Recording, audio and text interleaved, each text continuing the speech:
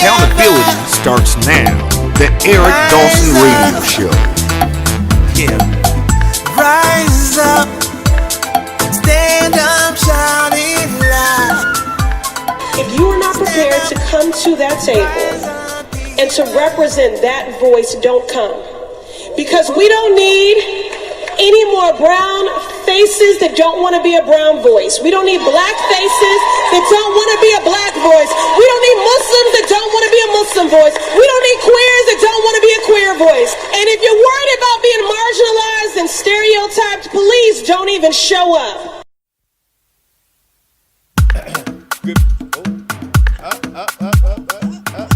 I can't get the music off. I can't get it off. Hey, you know what, Diane? I was just ready to keep going. Just dance, dance, dance, dance, dance, dance, dance, dance. Hey, listen, Diane. You know what? What I'm gonna say is this: we might as well just look. Honorable Elijah Muhammad said that that black people are um, one nation under a groove. Hey, That we are. that's it, right? So just hey, listen, going to 2021, just just two stepping it to that 4/4 beat and just leave it alone. Oh, Cause listen, yes. nothing's gonna change. We Diane, what have we been saying? It's Nothing. going to change for me. I don't know about the rest of them people, They but it's said, going to get better for me. Every year is better and better. Let me tell you something, Eric. Have you seen that video where the money reside? Where the money reside? Have you ever seen that video? yeah, yeah. Oh my God. I die every time I see it, but it's so funny. Some people will change. Some people have woke up. Well, um they not completely awake, but they waking up. And it's interesting because when I look on Facebook and different social media pages and I read stuff, and I read a lot of books. I'm like probably into my 30th book for this year, or might be more. um I read a lot of Walter Mosley books. uh huh. People are woke. People are talking about the black struggle and where we at in various different metaphors. I don't know. Maybe it's just the intellectual people. Now I'm confused. Well, no, no, no. I would say that there's always been this undercurrent of people who have been talking about the struggle, right? Uh-huh. And in the when you had the great migration of those woke people, or those people who said, you know what? In order to have different, what do they say? You have to change people, places, and things, right? Uh-huh. And so what black folks did, and we criticized them for it. And I publicly here on the show, criticize some of my own family members for doing it. Right? They went and moved. They said, you know what? I'm getting out of here. I'm going up to the hills. Right? I'm out. right. I'm out. And I'm gonna seek prosperity and all those other things elsewhere. And those people were, we can say that they were woke, that they were looking at the transference of wealth, they were looking at other things that they wanted to be able to provide for their families, and they said, this is where I'm going to go to be able to do that. And I think that you have that now, right? So you have, if you look in the different areas of where black people are and you talk about woke black people, I can tell you in the last year, Diane, I've had some very significant people in my life move. They've moved down south. Uh-huh. They've either moved all down to Georgia, down to South Carolina. They moved Uh-huh. to Maryland. They've just moved. So when you understand what I'm saying to you, they said I Uh-huh. can't take this anymore. I can't take black people screaming and hollering and crying and complaining about their circumstances, but doing the same thing over and over again. They Right. said I gotta go. I gotta go. You know, No, and, no, and, and- that is very true. yeah. I see a lot of people in various ages that are moving and that have moved, and I think it might have started probably maybe in the last 10 years actually too. They've moved to the south. Yep. They've moved from north to eastern Pennsylvania. Yep. They've moved They from got they South got out of Carolina, here. They got out of Florida. here. Yeah. Yeah. So You know, who's crazy? Them believing or us for staying? us for staying. But listen, and I'm being very very serious, right? Welcome to the show, Vincent. Us for staying. We look. I'm gonna go back to what my father said. Those who you won't let die won't let you live. Right? We're gonna start from that today. Those who you won't let die won't let you live. And we've been suckered, Diane. I'm gonna use that word. We've been suckered, right? Into believing that we should just continue to fight this fight for people who don't want to fight. Do you understand what I'm saying? It's kind of like if you've ever just think about a lifeguard swimming out to try to save somebody who's drowning. But as that lifeguard is trying to save them, that person is flailing around, grabbing the lifeguard around the neck, choking the lifeguard. Right? At some point, that lifeguard got to make a decision.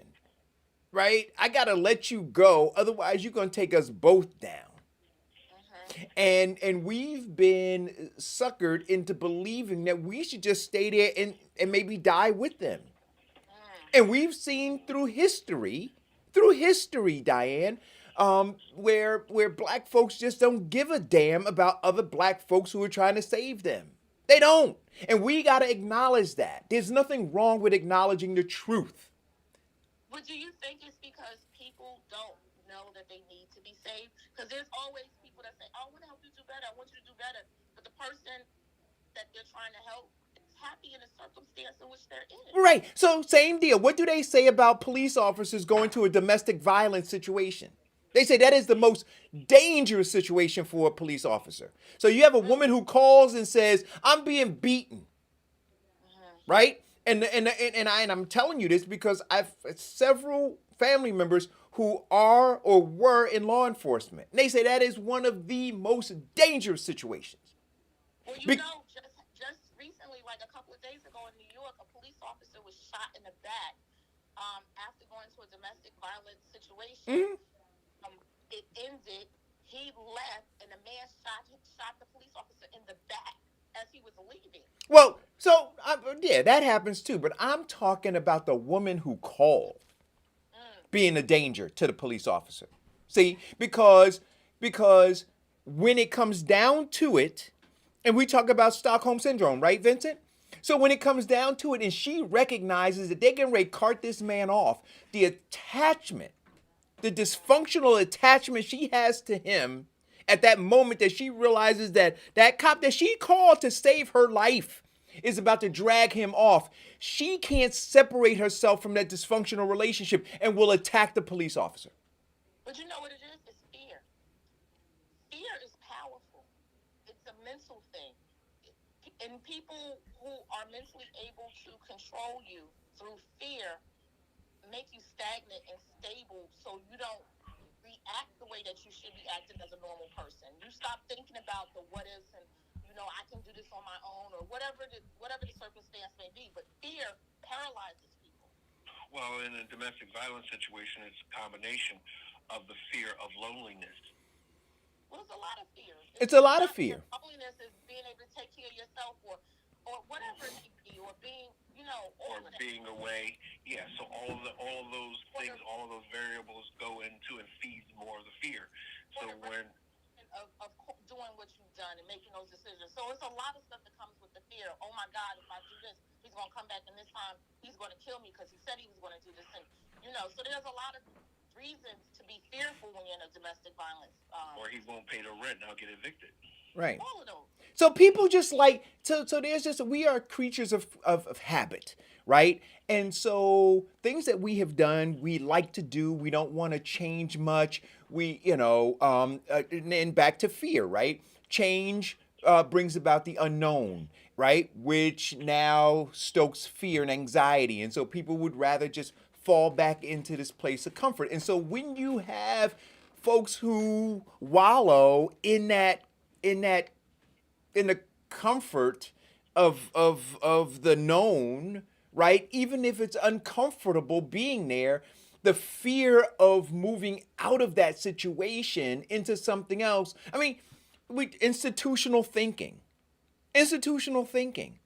I mean, it's the same in business. The reason why businesses don't thrive is because they're fearful of the unknown.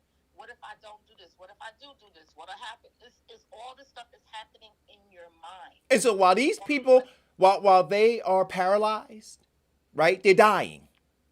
Right? While they're paralyzed, they're dying.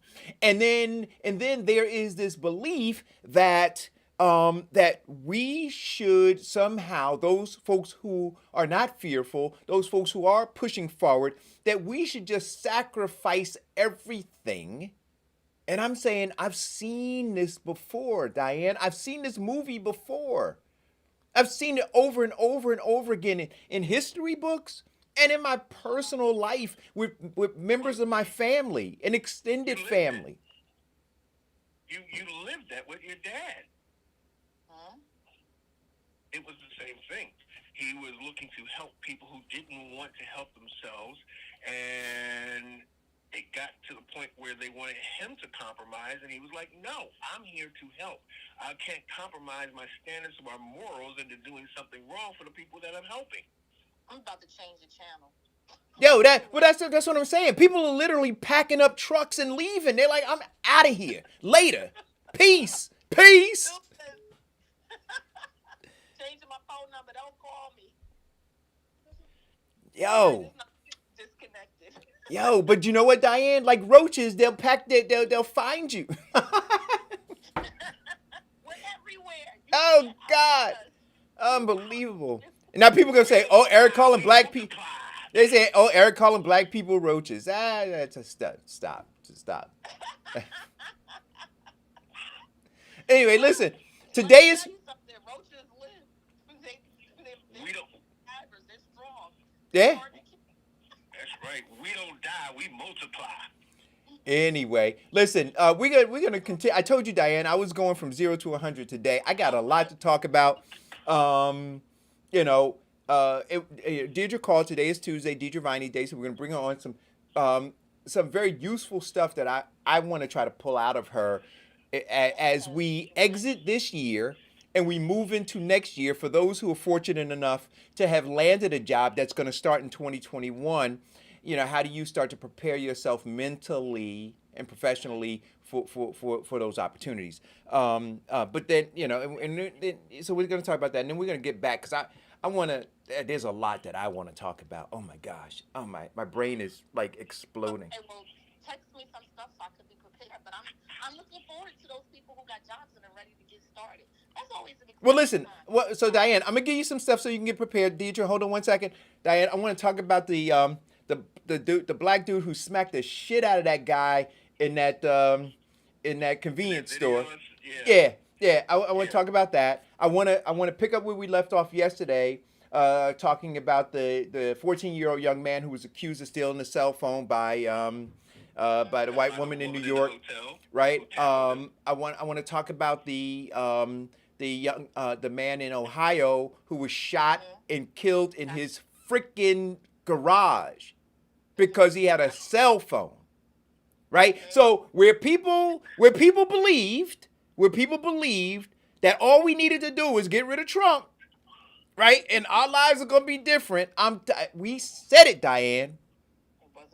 And what we said it. Black lives matter painted on streets where black lives don't matter.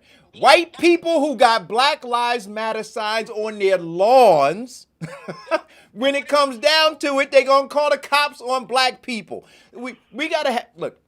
Wait a minute, was there a Black Lives Matter sign on the house that you stopped for directions at the other day? Yo, that woman. We'll talk about that. Yo, that woman, Diane. I tell you, she. Listen, I drove out of Mawa looking through my rearview mirror, fully expecting at 57 years old in 2020 to be stopped by the cops. So when you talk about microaggressions, right? I remember just getting my driver's license, driving up to Livingston, right?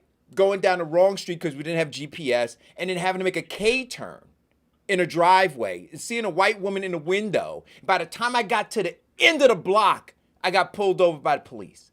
So when I literally, at 57, I had a flashback in Mawa that day. Like I just knew I was going to be stopped by the car. Now, I wasn't fearful, but the fact that in 2020, right, I got to think about the possibility because I went to a wrong address of being stopped by the police. This is craziness. And it got nothing to do with Donald Trump. Nothing. All right? Get her on, Diane, because I'm telling you.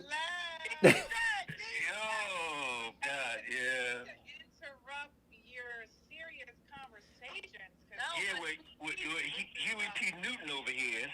We need you, teacher. We need to get our people jobs. Listen, all I need to know, did y'all get my black holiday card? I did. Your black holiday card. And Deidre. I love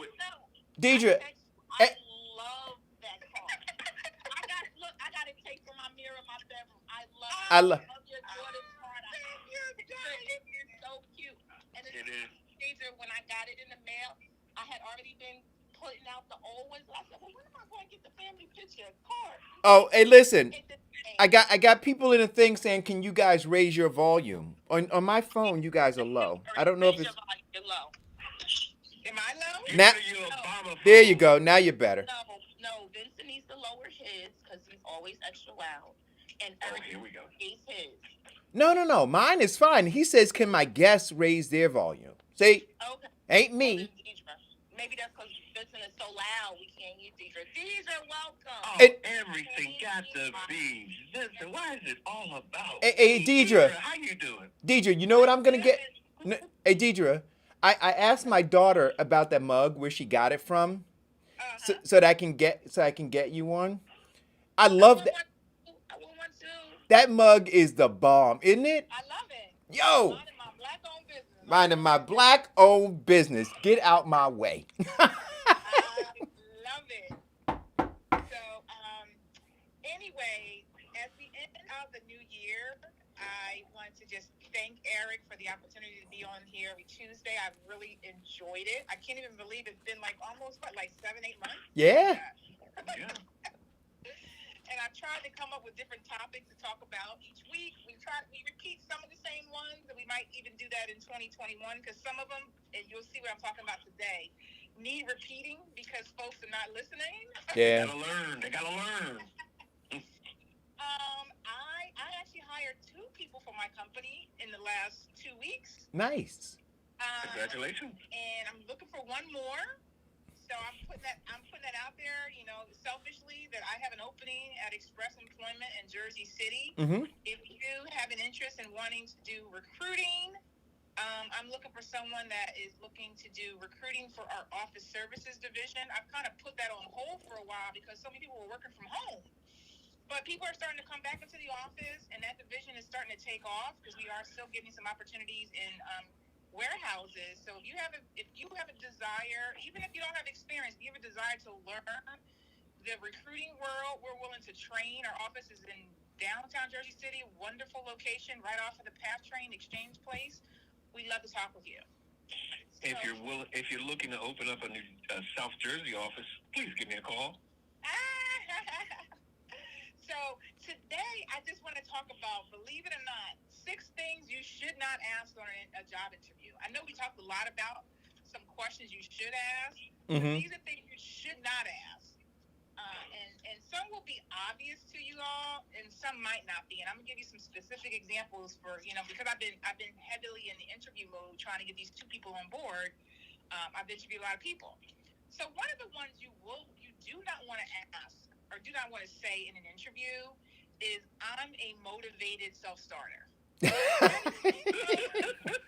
is so cliche. That's the same as saying I'm a hard worker. That's like saying I love people. I learn quick. Like, everyone's gonna say that, and so please, because they might they might call you out on that, and they might say, "Well, can you elaborate on what that means?" And so be prepared for an example of what that means and how you're a motivated self-starter. A more appropriate way might be, "I'm not afraid to take on new tasks, and I need little guidance." And you can give a specific example of how you've taken on a new task with little guidance. But don't come with a cliche of, "I'm a hard worker," or "I'm a self-motivated person." Should you say I hate people? That won't work. So, and here's another one. In 5 years, I hope to be in your position. You might think that sounds great, and your boss will find that's flattering, that you want to eventually take over their role. But they also might think it's just lazy and thoughtless. They may not be impressed by your desire to take their job, or guess what? They might want to keep that job forever, and so now they find you as a threat. Right. Right. So, Deidre, how do you tell them that what your desire is in moving up in the company without saying, "I want to take your job"? So that's a good question. It depends on the size of the company too, and that's another thing I've learned over these couple of weeks that I've been interviewing people. We're a small business. We only have a handful of people that work here, and so when someone says they want to grow within the company, the only next place to grow, unfortunately, is my role as the owner. Right. And so if you want to hang your hat here for a little bit of time, I'm okay with that. Let's be clear. I'm not saying that someone has to work here forever, But if your aspirations are management of some sort, and you know for a fact that this place there's no opportunity for management, then this just may not be a good fit for you. And I'm okay with that. Right. We're a small company. But your aspirations might be, I want to learn a different division. I can make that opportunity happen for you within even a small company. Mm-hmm. So I think it's fair to mention whatever your career aspirations are and be honest. Because again, you're interviewing them just like they're interviewing you. And so it's got to be a good fit for both of you, and no one has to leave a job every year. That's a lot of work. It's a lot of effort on everybody's part. Why not hang your hat somewhere for a couple years and get really comfortable and have some really concrete skills in your resume to show the next employer. Right. So I have a question. So for a small business like yours and mine, we're in the type of industries where other people can come in and start their own businesses if they learned the business. What if that was my desire coming in to your agency and saying, I want to learn the business because I think maybe at some point I might want to own my own as well. Is that something that you should express during an interview, or is that something you should wait until you've been hired and been there for some time? If that was asked of you and that really is truly something you're looking for, for me, I don't find that threatening. Mm-hmm. Maybe because my business in particular, I think I mentioned to you guys a while ago that my business is actually a franchise. So although I own this one office, there's 799 other Expresses throughout the country. And so what Express likes to do is they actually do have a program for people that internal employees to own their own Express office. Mm-hmm. So for me, I find, and they actually call it bridge to ownership.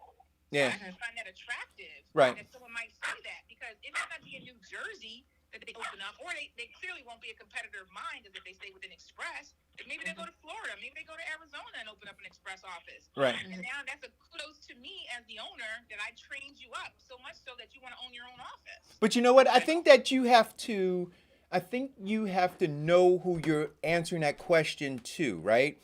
Because some people may take it as a threat, right? Some people, might look and say, this person's ambitions will kind of distract them from being helpful to me, and they'll be spending more of their time trying to figure out how to build their own business. So I just think that as I'm listening to the question and your answer, Deirdre, I can tell you personally, I know some business owners who are small-minded, short-sighted, and they would see it as a threat, not as an opportunity, right? Yeah, I can see that. Mm-hmm. Or you know what, you may not know that until you see the reaction of the person and how they answer it. Yep. So that's risky. That's risky. That's a risky question to ask. So back to your point, Diane, maybe that's something that you kind of keep in your feather cap as a consideration. First you got to learn the business. You might not even like it. You might say that and then start working there and hate it. Yeah. Right. And now you kind of you set all that, and this person's possibly grooming you, or you never know. I mean, some instances, in your case, Eric, sometimes people say that, and this person looks at it as their out. They might be older, or they might be burnt out, and they might say, "Oh, let me hire this person. Maybe he can buy this business from me in 5 years. Sure. I'll be ready to retire at the time or do something else." And I've seen situations like that happen too, which it can work out very positively. Or their ambitions would want them to sabotage your business so that they can take over. Yeah, but you just, I would just, if you're not sure, like I think there's like a sure meter, right? If you're not sure of what the response is going to be to your answer or to your question or whatever it is, shying away from it probably is the better route to take. I agree. So what are better answers for what do you want to do in 5 years, or where do you see yourself in 5 years? So depending on the role that you're coming in, if you're coming in an entry level person, you may say, I want to be mid management. If you're coming in mid management, maybe you might want to say I want senior management. I think it's fine to have goals. I hope that people have goals. What I don't want to hear is you want to stay at this job for 5 years straight. Maybe you do, but I don't know if that's a good answer for an interview. But you know what? Then I want to say this too, Deirdre, and people don't take this out of context. this is all contingent upon you having done research on that company, right? So you understand because you wind up answering a question completely out of context if you don't know the business that you're interviewing for, right? Or the company that you're interviewing for. So if you research them, you went online, you got an opportunity to see all of the opportunities that are there, then you can be honest, right? You don't have to have, like Deidre said, these cliche responses. You sat and you did your homework in preparing for the interview, knowing the company. And then when they ask you, well, where do you see yourself in 5 years? If you've done that and you see the company, you see how the company has grown in 5 years or 10 years, how long the company's been around, the structure of the company, you could see, right, based on where you're interviewing, the opportunities that might present themselves to you if you are a valued employee there. And that actually lends itself to another question, Eric. Can you tell me more about the company? If you ever ask me that question in an interview, you can just keep on moving. Because that is one of my biggest pet peeves, is not even understanding about the company that you're interviewing for. That person that you're interviewing with, they took the time and reviewed your resume, called you in for interview, possibly screened you, phone screened you. The basic thing you can do is do some basic due diligence on the internet, learning about the company and possibly the person that you're interviewing with. Mm-hmm. A better question might be, what are some of the company's goals for the new year? That might be a better question. Yeah. That's not something that's public knowledge. Right. But don't go in there trying to ask them what they do. So question, back to what Vincent said. I do remember, and it just hit me. I was at a company, and I'll say it. I worked for the state workers' compensation department downtown Newark. It was my first insurance job. I was in college, working on my undergrad degree, and I started in the file room. And I wanted to be promoted. I wanted to work in other positions. I wanted to be an underwriter. I took the test, and to find out later that it was a racial thing as to why they didn't want to promote me.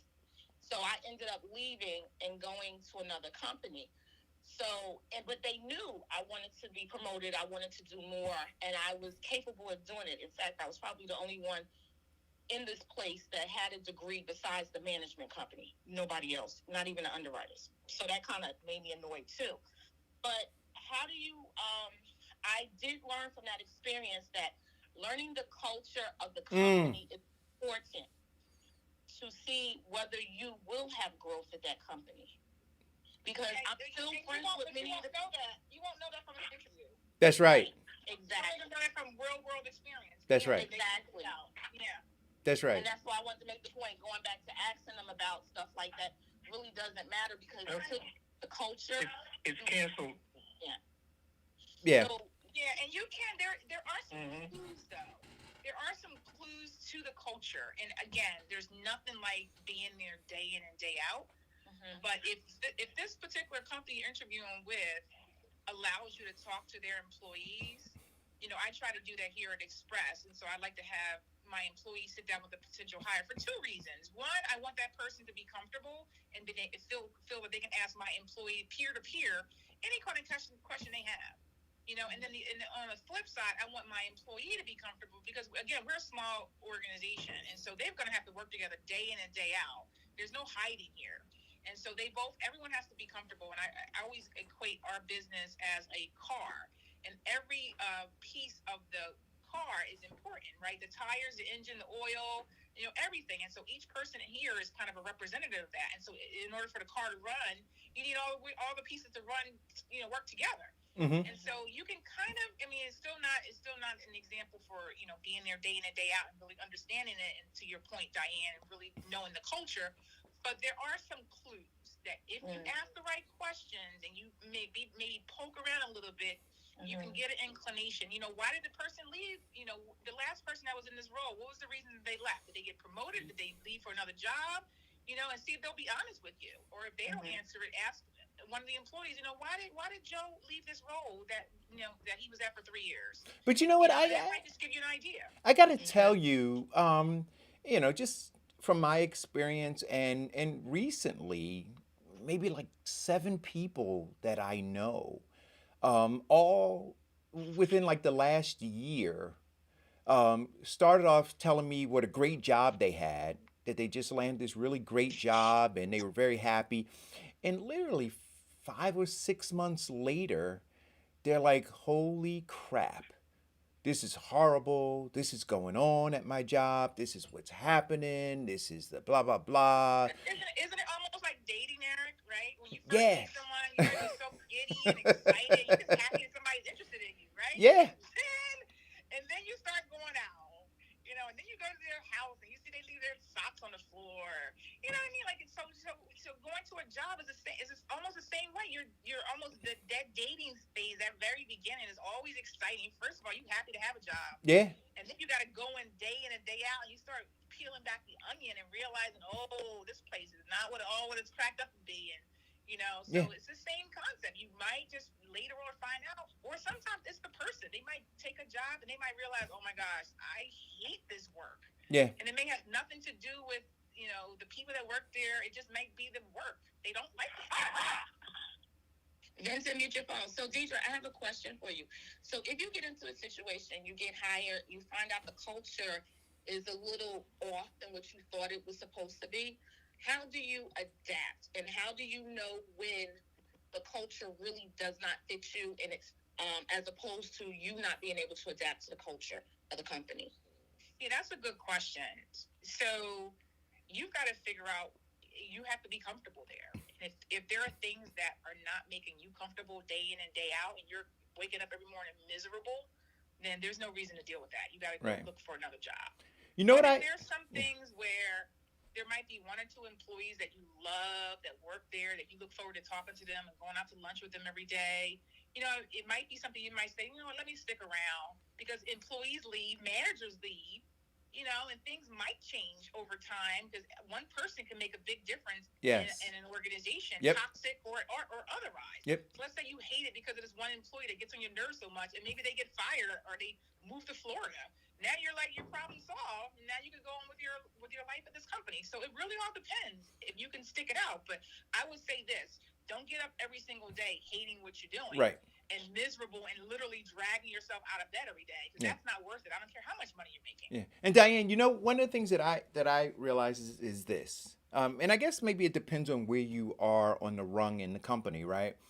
But the culture is usually determined from the corner office, right? And they tolerate a certain amount of stuff, or they're not knowledgeable. They're so hands off that they don't really know what's going on, and so whoever is below them is, really dictating the culture. And so, if you can't get the ear of that person, if that person isn't interested in changing the culture, it's not going to change. Do you understand what I'm saying? Like, you have to get that buy-in, and if you don't get that buy-in at that level, then it's not going to change. And the other thing that I realize is the longer people are there, right, the more they're entrenched in the politics, right, and they've been able to last, right? And when we were talking prior to Deidre coming on, they're not interested in changing. Like, so if they've been there for a long time, like I had a friend who had a job, and I told him, I said, listen, he hates it, and I said, why? And so in his interview, Deidre, he talked about all of the things that he found to be exciting about the company, and they shared with him the growth opportunities within the company, and how the skill set that he had would allow him to be able to do all of these things. And so he went in with that expectation, right? But when he got there, he realized that there were some other ambitious people there who had been there longer than him, and so his ambitions became threatening to them, right? And now the folks who interviewed him, they just kind of let them, almost like a dog fight, right? Just let them fight it out. And so he would go and say, well, wait a minute, when we had the interview, these are the things that I share with you. And because in the corner office, they set the culture that said, we're not going to sit and control all of these personalities. We're going to let you all kind of fight it out. It just became a real shit show. And then in the end, the spinelessness of those decision makers in the corner office they were afraid of like real change, and so those who have been there longer, threatened to revolt, and so as a result, he lost his gig.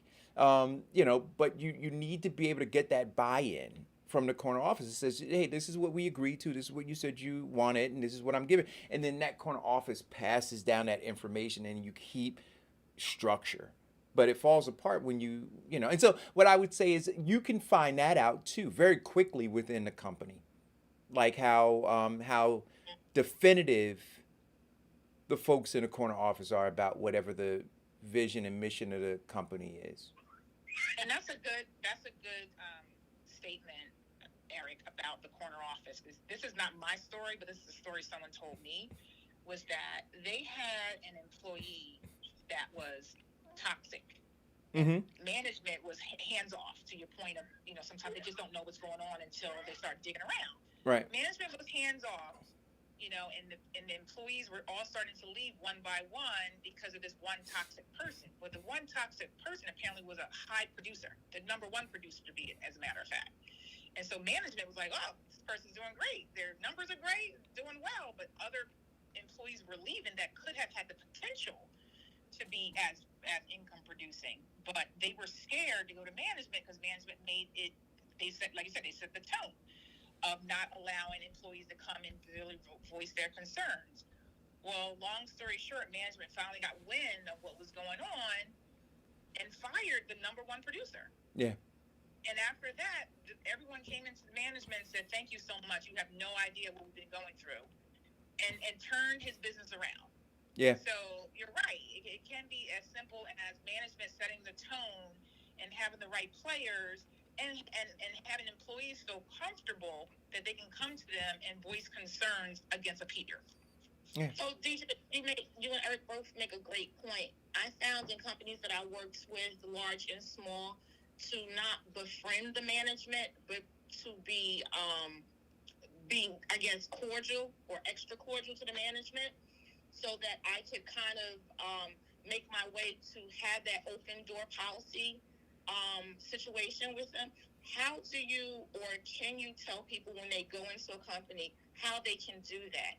Because, like you said, that corner office determines everything in that department or that company, and it's really important that you have a good relationship, more so with the corner office as much as you do your direct manager. And I think it still goes back to management. Now, Mm-hmm. managers will have lip service, and they'll say, I have an open door policy, but their door is always closed. You ever try to make a meeting with them, they're never available. Yeah. And that's just lip service. Yeah. But if you have a manager that truly allows you to come into their office or schedule time on their calendar to talk about something that concerns you, then they have to set the tone. I mean, you as the employee, yes, you can just kind of, go to that particular manager and say, I really have a concern. Can I schedule time on your calendar? Or if they allow you just to come in and talk with them, you can do that and try your best. But the manager still has to be the one, I think, to be receptive to that kind of relationship. Otherwise, I don't think it's going to work. Yeah. And I think that a lot of companies fail, unfortunately. They miss that whole piece of their business, right? Really developing managers. So they bring people in who don't have managerial experience, or in the interview process, they don't vet them well enough. And like you said, Deidre, that one manager could literally turn around that entire culture of the company in a good way or a bad way. And so, I would just say, if as somebody who's interviewing, you really want to get as best you can through your interviewing process an understanding of that company's managerial style. And here's right? another one, Eric. Mm-hmm. What if it's the owner? Some of us that are owners, we might have had very little, if any, management experience and decided, hey, I'm going to start my own thing. And now I'm the boss. Yeah. And who's training me to be a better manager Right. or a better owner Yeah. to my employees? And you can't go complaining to anybody outside of the owner. You're just going to leave. Yeah. Right? There's an adage that says people don't quit jobs, people quit people. Yep. And so they quit because of whoever that manager or that owner is. Yeah. And so one of the things that I loved about Express identifying this problem about only 5 years ago, unfortunately, but nonetheless they identified it. Is they now actually train us franchise owners Yes, to you be have better to. managers because they were recognizing that we were so good at training our employees, we were so good at training internal people. They forgot about, oh, by the way, these owners are just, they own businesses, but now they got to manage people. They got to set vision and values and all these things that make a better business. So I employ, if there's owners listening, because sometimes it's hard to be inflective, right? It's hard to really look inside yourself and recognize, oh, it might actually be you. And that's the reason nobody wants to work for you, or they quit after 3 months, whatnot. Yeah. So it's hard to do that unless you have a coach that's in your ear, that's kind of really pushing you and challenging you, or even a peer mentor that's really saying, hey, dude, it might be you. Well, It's hard to look at yourself and realize it might actually be you. I would suggest. The guy in the feed, Michael, talks about lead by example, not by force. And just like you said, when you start a business, you should have a mentor. You should be going to some type of business development course or something, because you can't assume just because you start a business that you're a good manager. Right. Because I know when I started, I was horrible. Well, what I would suggest is this too. If you're gonna go work for like a sole proprietor, right?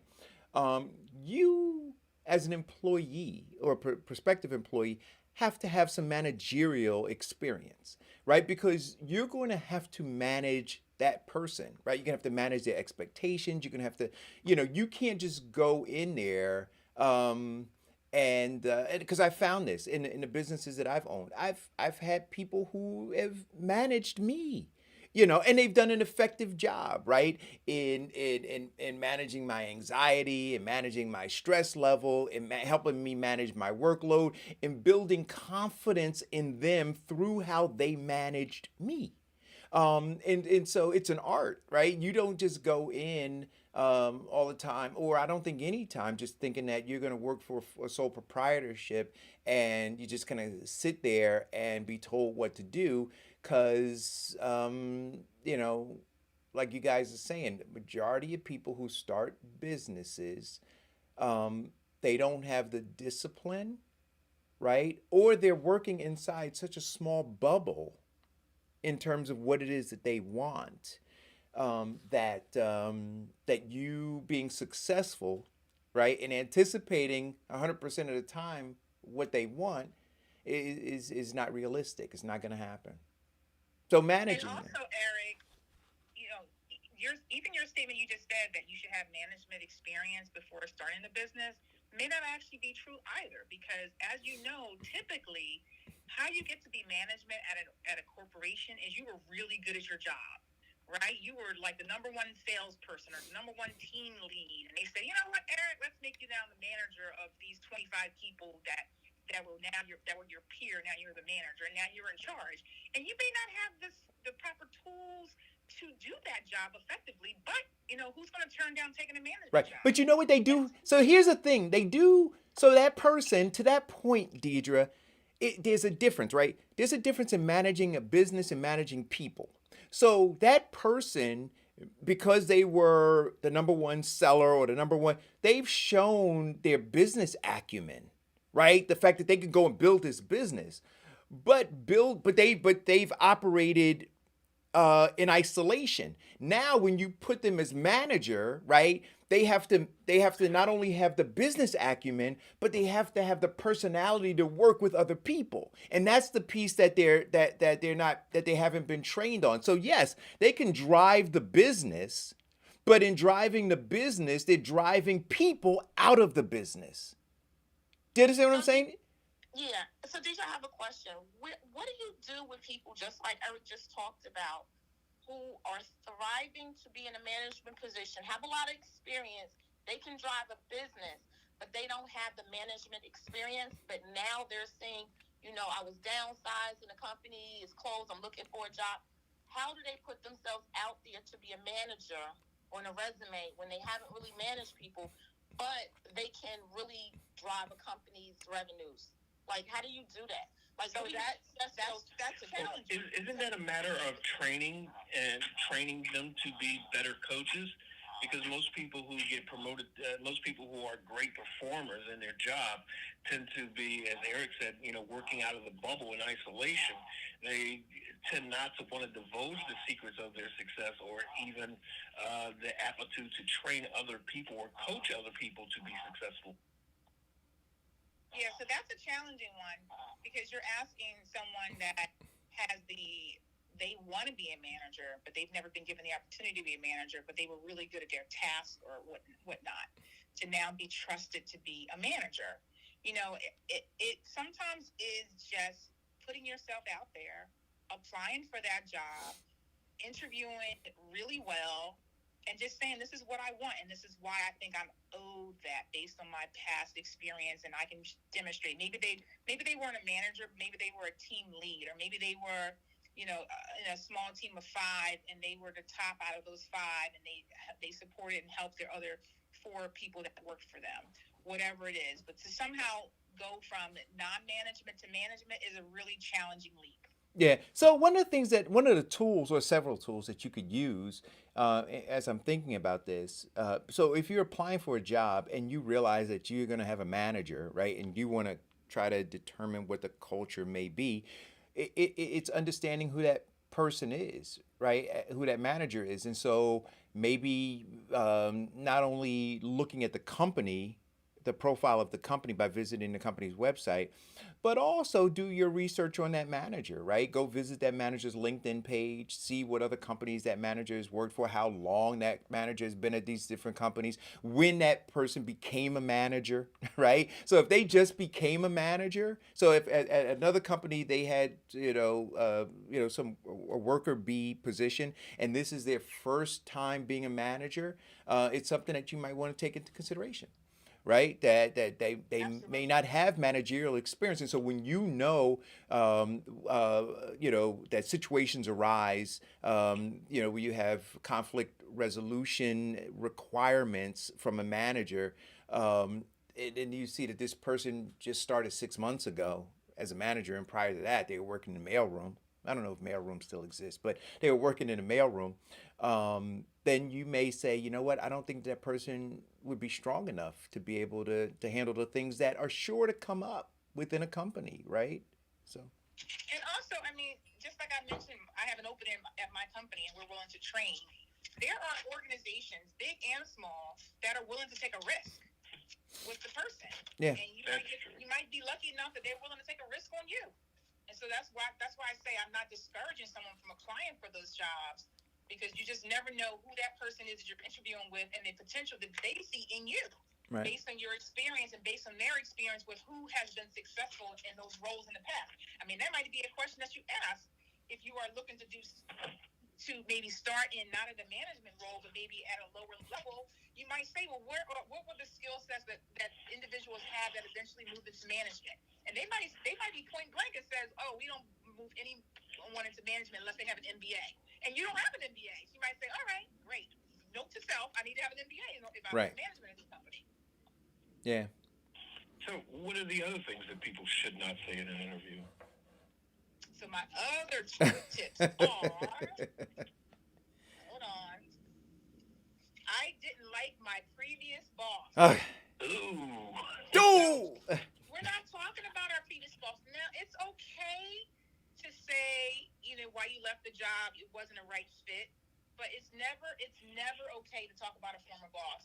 You never know how small the world is. That might be that person's cousin. You just never know. You never know. And here you are bad mouthing them about something or another. And I would err on the side of caution about that. If you were fired, it's not okay to talk about assigning blame. Mm-hmm. Maybe talk about what you could have done differently if you were fired from a job. I mean, because that shows personal growth. It's a big thing. If you recognize, like I've interviewed someone and they might tell me I was fired from this place because, I had a really difficult time getting to work on time because at that particular moment I had family issues. But what I learned from that was that, my family issues have been taken care of. I have now childcare for my children, and I'm able to get to work at a reasonable time. So they learn from that experience versus just saying, oh, I was fired because, I was always late. So are you supposed to say that you were fired? You shouldn't lie. Yeah, you shouldn't lie. But should you say that you were fired? Can you just say there was I left? Like, why do you have to say that I'm fired? Because they may Well, call. you know why? Because you were fired. What you don't want to happen is you don't want it to come back and haunt you. Because if this person doesn't reference and finds out you were fired and you told them you were laid off, it's a lie. Yeah. You know, I've interviewed people. I can see a lie straight up. And I interview people and I say, well, why did you leave this place? And look, you took no job right after that. Oh, I didn't like the schedule. Oh, really? But now you have no schedule. Right. No money. Like, well, how does that make sense? I don't say that to them, but in my head is what I'm saying. You know, so that person was probably fired, and they don't want to tell me the reason because it sounds bad to be fired. Instead of saying, you know, I was fired because I wasn't able to, reach the production, demands, and maybe give an explanation for that. You know, maybe you felt they were unrealistic, and they let a bunch of people go because of it, or maybe Right. you felt they were realistic, but you didn't take it as seriously. But now you've learned from that, and you're ready to move forward. You've got to be able to have self-reflection Right. instead of just, if you straight up lie, yes, we could probably get you the job and you probably will be fine, but or not. They could do a reference and they could find out you were fired and now you won't get that job. Yeah. So rather than lying, isn't it a universal consideration that people that it just doesn't work and situations present themselves where you have to be let go, but showing, as you said, that you have learned from it, you have grown from it, and you're ready to immerse yourself back into the corporate world? Doesn't that show better than just lying? Exactly. That's what I'm saying. In that particular instance, you're showing some self awareness. I have a question in regards to that.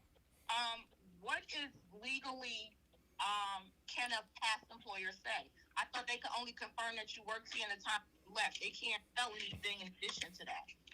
Yeah, so there's really hairy situations with that too. You're right. A lot of employers, all they do is verify dates. And that's really it. They can't really give you much more information than that. Or sometimes that manager doesn't work there anymore and you're trying to get quality information and it's just like an HR department. It just says, Diane Murray worked here from 2015 to 2019 and that's all I can say. So, but you never know. Yeah. You never know. Now, I will say this.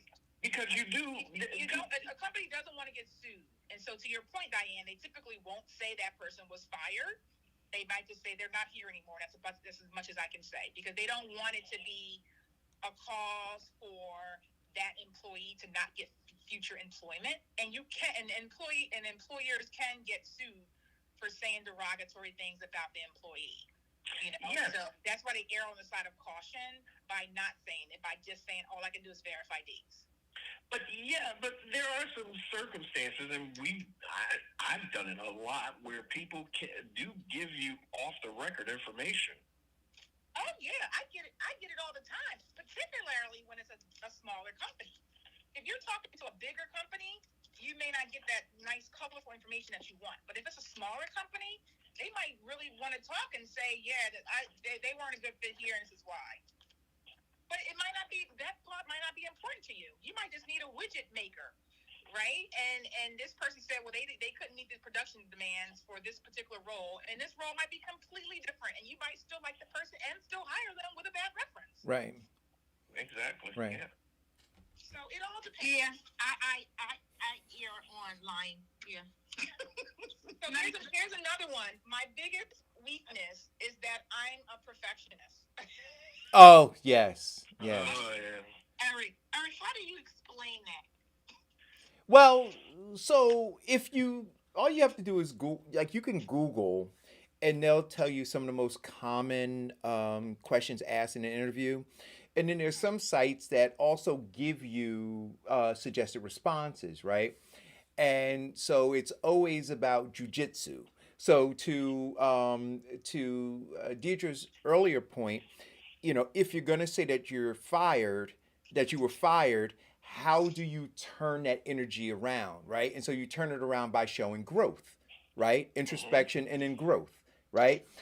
So they say, well, what is your greatest weakness? Well, how do you turn that around and make it a strength, right? And so they give you these these kind of canned responses. Um, uh, you know, I think the biggest thing is, and I'm not saying that don't look at those websites, guys, but when you do look at them, recognize that the interviewer has seen those websites too. You know what I mean? And other interviewees have seen that website. So when you're being interviewed, that interviewer might have heard that canned response 17 times, and now here you come with the same response, right? Same cliche. Right. So, but I would say, Diane, talk about again, right? Because you do want jujitsu, right? You want to take it, you want to flip it and show, an understanding of yourself, and you want to show growth. So here, so here's an opportunity, and to Deirdre's point, to be honest, right? To be what's the word I'm looking for? That you want to be authentic. So yeah, here are some things that are weaknesses of mine, or were weaknesses, right? And here is how I've learned to overcome them, and this is what I'm working on or working toward.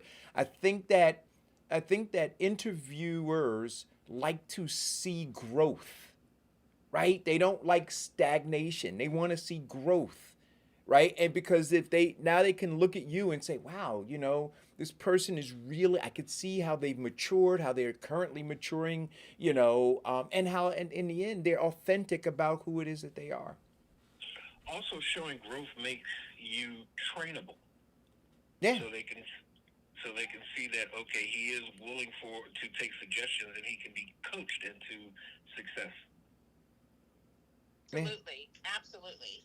Yeah. But I tell you, I used to use positive, but no one's perfect, and I think that was the point of what I'm saying here. Is no one's perfect, and to say that my biggest weakness is I'm a perfectionist is ridiculous. And so try to think of some other areas that you may have some challenge with.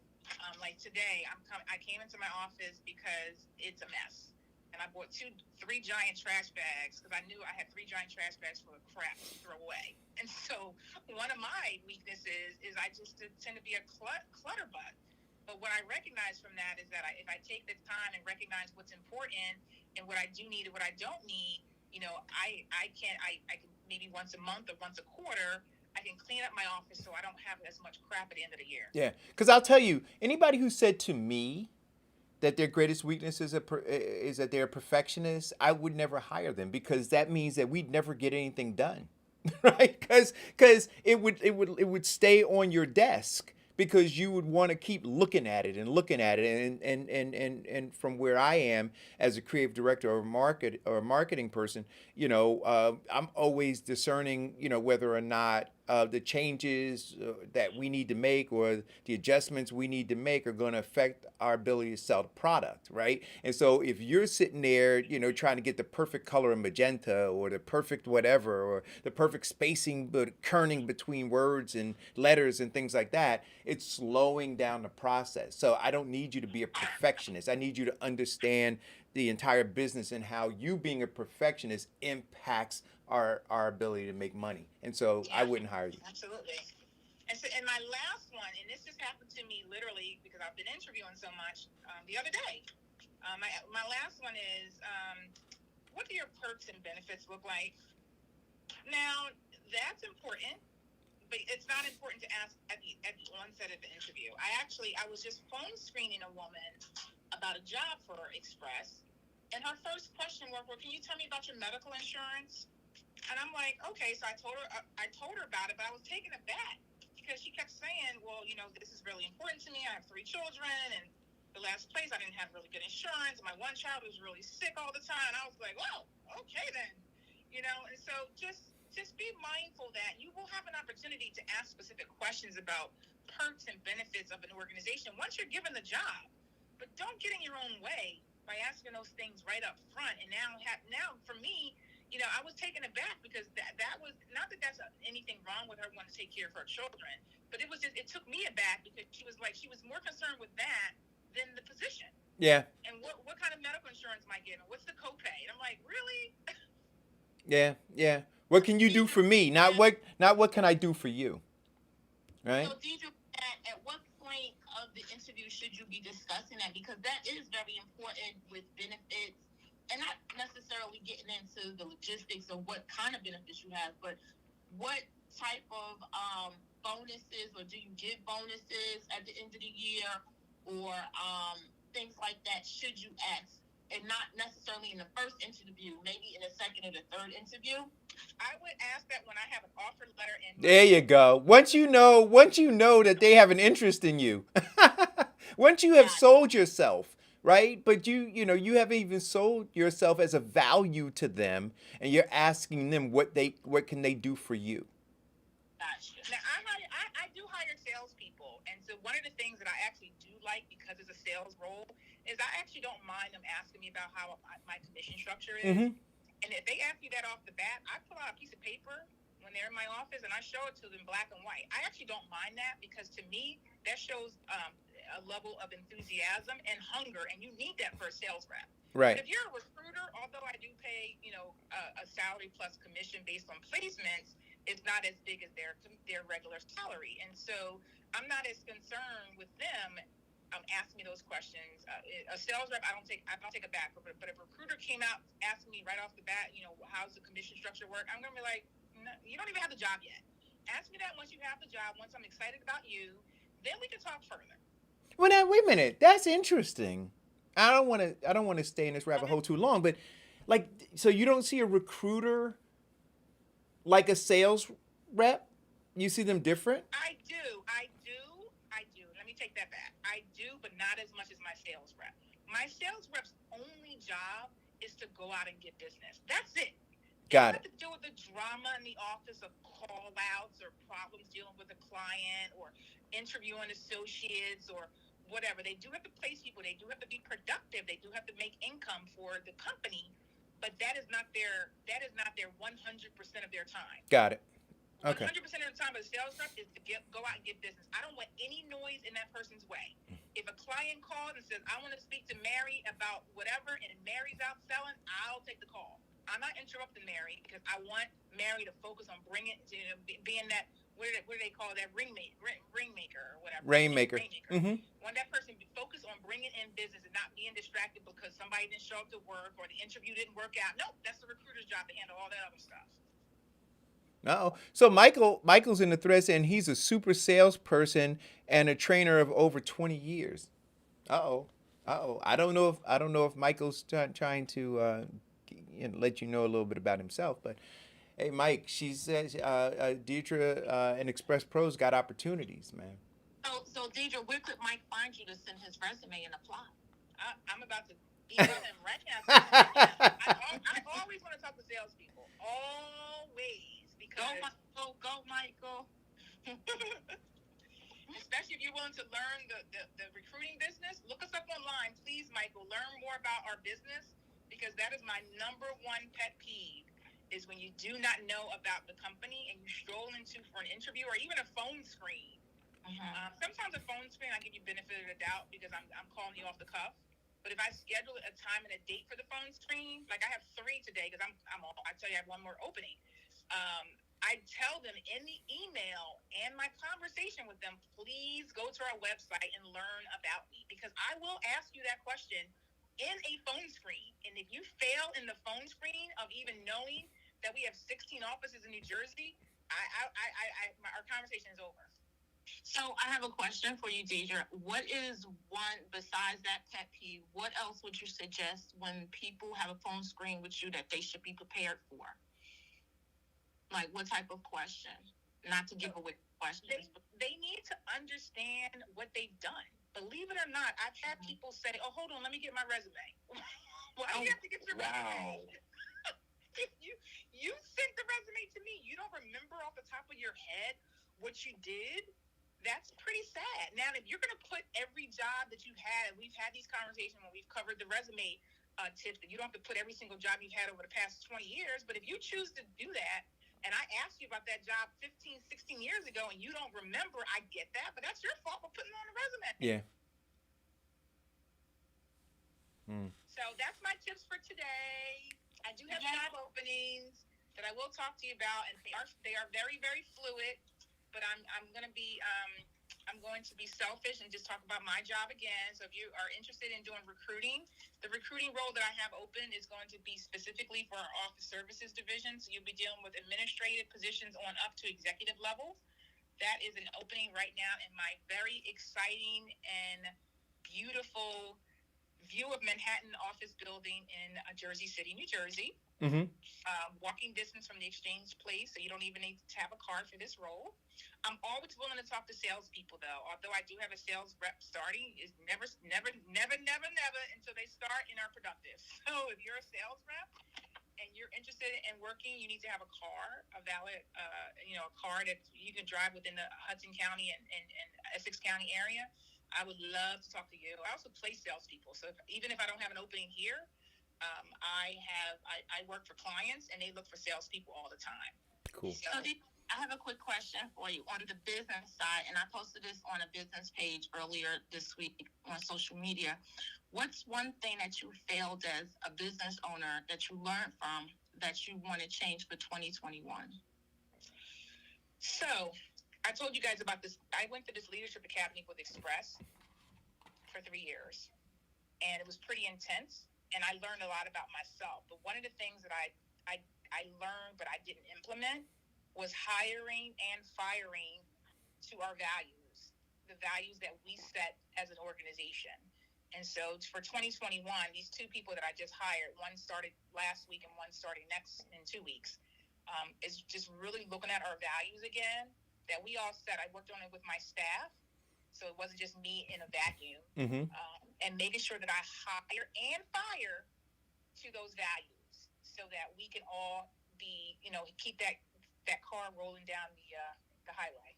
There you go. That's good. That's very good because, I've been with you, known you for some years, and I've heard the horror stories of you trying to fire people, then firing them, and, so. Yeah, and one of the things that I learned about myself, and I'm a work in progress, as we all are, is that for me, it's really challenging to fire people. But I have a business coach, and one of the things she told me is that when I set out these values and when I set up goals for accountability, I made it black and white. So it was super easy now for me to let someone go or to promote someone, or pay them more or whatever, based in black and white. Were you able to meet your goals or were you not? And we meet once a week to talk about the goals and talk about the numbers. And if you weren't able to meet them that week, let's figure out how we can get you to meet it next week. And we're talking about it every week. And that's one of the things I learned also from this Leadership Academy is that having these one-on-ones with my staff allowed me to sort of nip that in the bud instead of doing 1-year performance reviews. So if you're an owner or a manager out there and you're only talking to your staff one time a year, you're making a grave mistake. I'm not saying you need to talk to them once a week. That's what works for me. And that's how I was coached to talk to my staff, because it's a time for us to kind of go over their numbers, figure out where they need my support. Maybe it was some issue that they had in the office they weren't able to achieve or whatever it was. It's a time for us to kind of rehash and look forward for the next week instead of waiting a whole year and figuring out where they messed up at. Now you got to let them go. It's not fair. Yeah. Right. Wow. Thank you for all your information. I know that you are going to excel and just knock it out the box in 2021. Yes, I am looking forward to turning the page. Woo, did you do your vision board yet? My daughter and I did. I did not. So, it's funny you should say that, Diane, because every year with my friends, I know you don't want to do it because you always do it with your daughter, but every year with my friends, I do a vision board party. And we have a great time. I've had it over my house for the past 2 years. And we've had a great time. I had about 20 women. I had to cut it off because I had about 20 women. I didn't want it to get too big.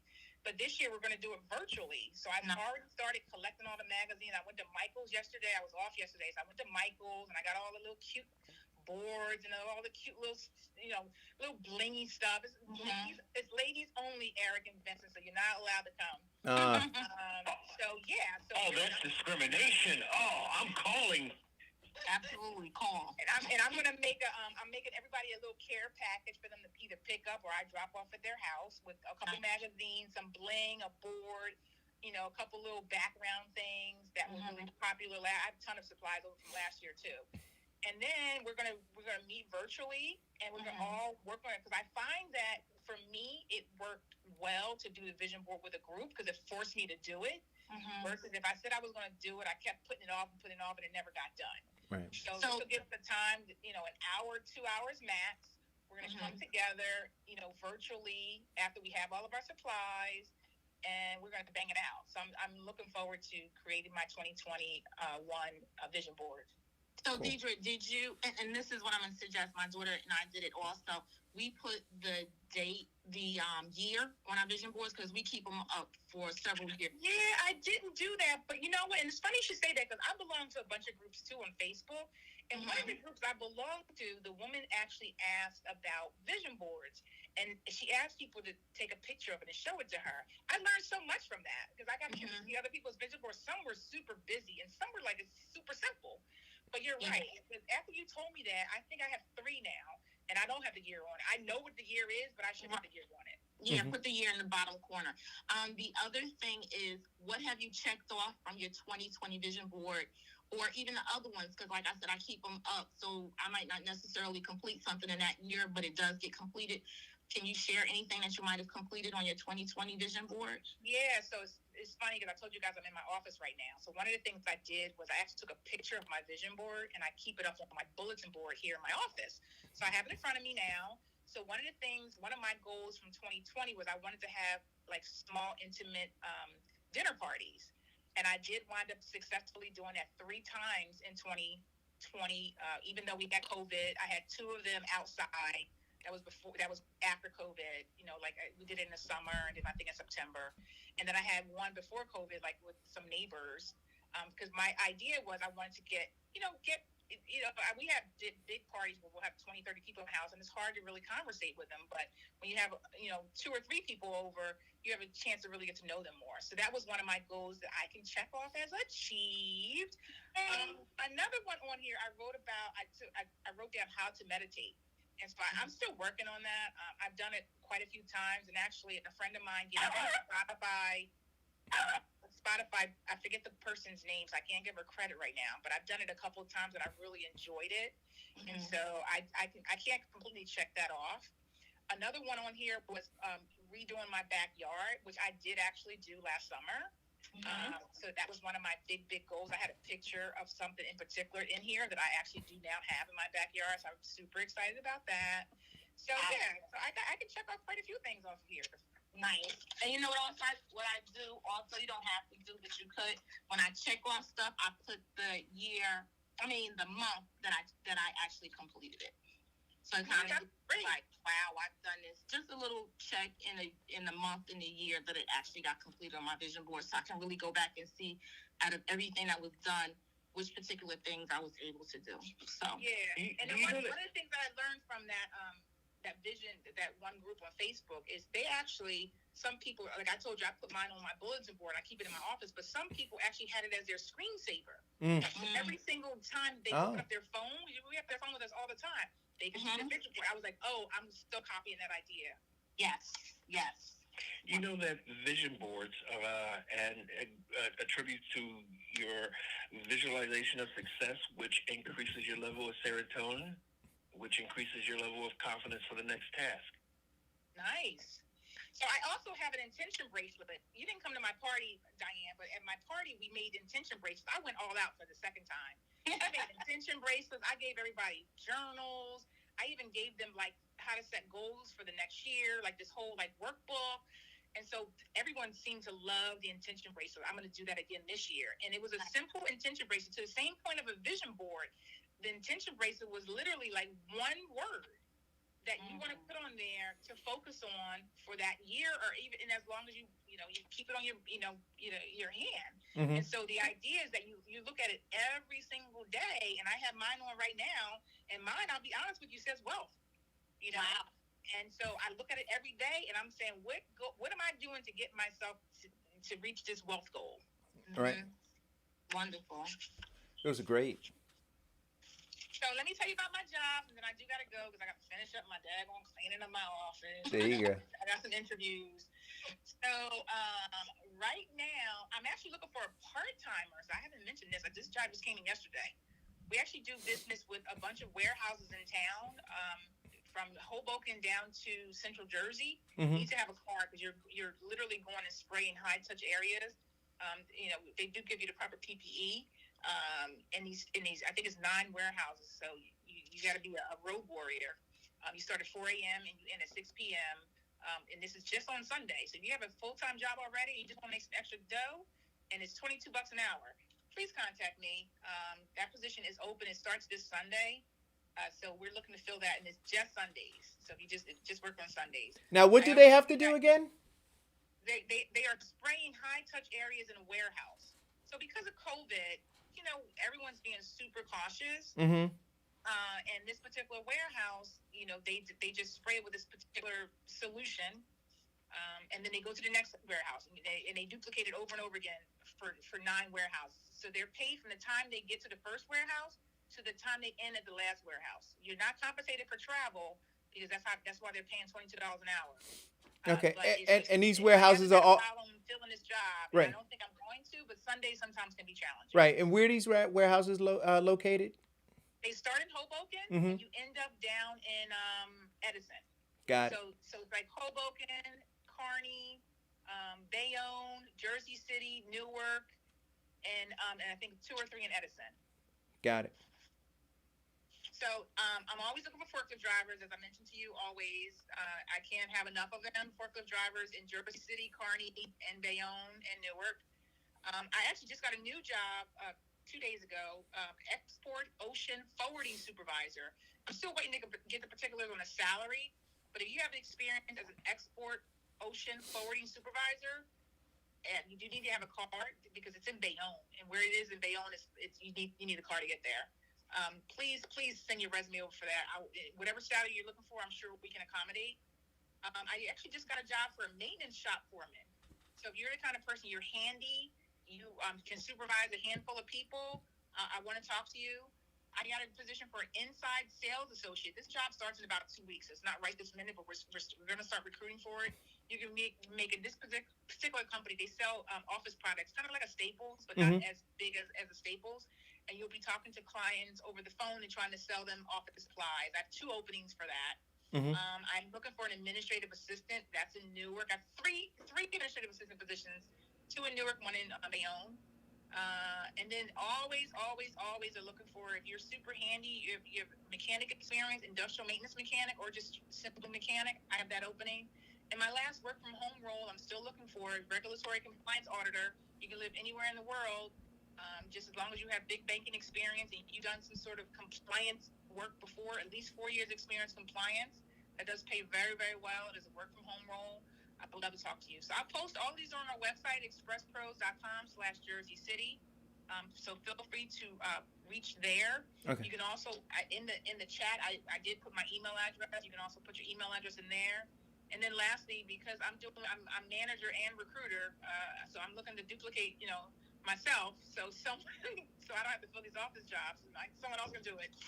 Please send me your resume. So real quick, Deidre, the Sunday opportunity that you were talking about, are they listed as independent contractors? So we play everyone W-2. Okay. Yeah. All right. Thank you. Happy New Year. Talk to you later, guys. See you in the new year. Happy New Year. Yeah. Bye, all guys. right. Bye-bye. Bye. I told you guys she was going to provide a wealth of information. So, yeah. I thought that was... I'm overwhelmed. Now, I don't know what to tell you. People aren't applying for these jobs. They just don't want to be hired. They don't want work. Diane, every week, she comes with them. Diane, I was watching a video yesterday. I'm going to mention his name because I just thought that it was such an amazing... No. I thought it was an amazing video that he put up on Facebook. Rakim, and he used to call the show, Rakim Singleton, right? Who has the Lick the Top catering business. He posted a video where he was talking about bums, right? As he referred to them, bum-ass Negroes, bum-ass Negroes who use their girls' EBT cards. Right? Oh. Yeah. Diane, and he said, while they go, and yeah, I mean, as I was listening to it, it seemed like he was speaking specifically to some people, um, right? But he was talking about, these guys who use their girlfriend's EBT cards while they go out to work, and these guys sit home on the couch playing video games, um, on the internet that they're not paying for, using the electricity that they don't pay for, going to the Poppy store, getting a egg and sausage sandwich with the EBT card, and Poppy, because you're not supposed to do that, but Poppy charging you an extra dollar so that you could use your EBT card. Like, he just went off. So I was thinking about that video. You sure they're not called house husbands or house boyfriends? Nah, I don't know what they're called, but he called them bum ass Negroes. But you know, so I would say, like, tell these guys, and maybe they're not interested, but tell them about these opportunities, right? And then maybe they could find purpose in their in their lives, and do something constructive, and help them build up the household that they're residing in. Um, but I thought, Maybe that's holding them back. huh? Maybe it's fear of holding them back. People are fearful of success. Well, you know what? I don't think I think that there's some people, Diane, who are just comfortable where they are, right? So, their lot in life is to be that, right? And so they go and they hunt, um, the women who are vulnerable, right? Who have low self-esteem. That's their prey. And so they spend their I time. believe they're going to be a rap star. And No, no, no. Some of them don't. Nope, nope, nope. Some of them don't. Nope. Some of them don't even have those aspirations. Some of them want nothing more than to find that woman that they can,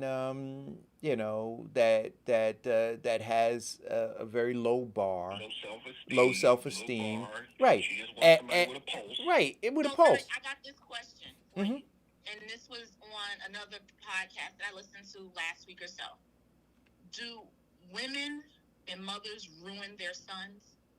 Yes. No. Specifically, No. Listen, I think that it is a bunch of things, right? I wouldn't say just women and or mothers. I think that the community the overall community plays a large role in determining outcomes, right? So you could have a mother, for instance, who pours into that child a bunch of negative things, but in the community in which that child lives in, because think about the amount of exposure that that child has outside of what his mother provides, right? So you have men who reject what their mothers are sharing with them because of the overwhelming stuff that they're exposed to outside of that. So, but if men.